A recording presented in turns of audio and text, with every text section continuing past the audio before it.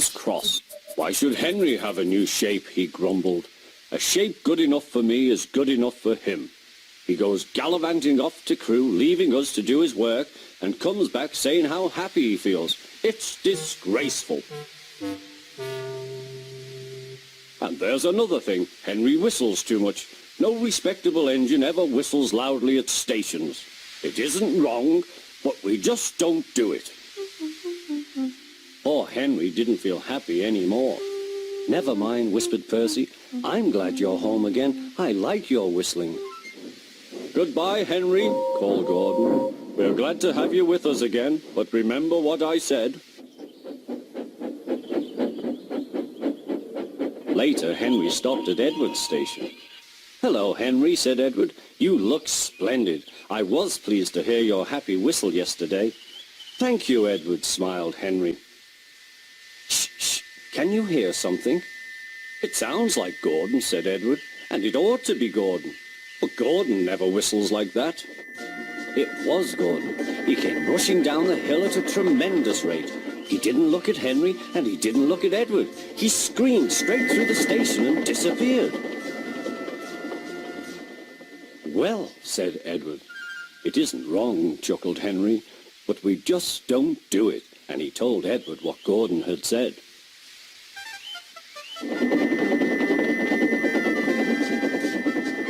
Meanwhile, Gordon screeched along the line. The noise was awful.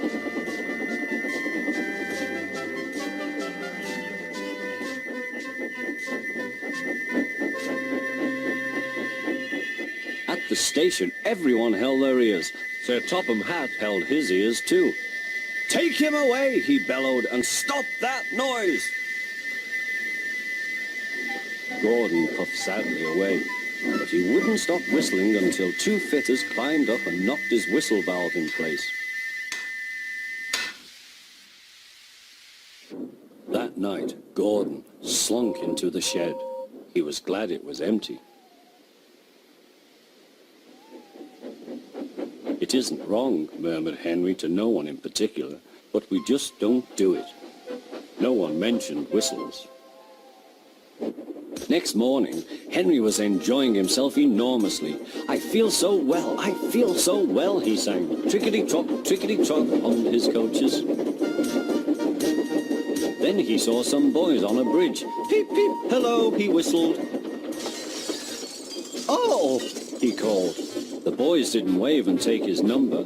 They thought it fun to drop stones on him instead. They've broken our glass! They've broken our glass! Sobbed the coaches. The passengers weren't hurt, but they were cross. Call the police! No, said the driver. Leave it to Henry and me. What will you do? They asked. Can you keep a secret? Yes, yes. Well then, said the driver.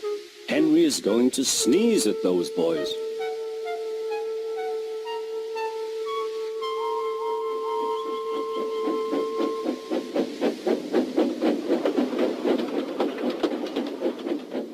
Lots of people were waiting at the station just before the bridge. They wanted to see what would happen.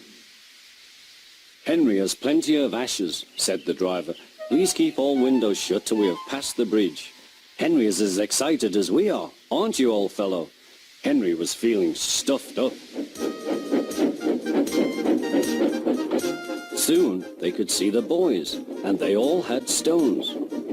Are you ready, Henry, said his driver. Sneeze hard when I tell you. Now, he said. Achoo-shoo!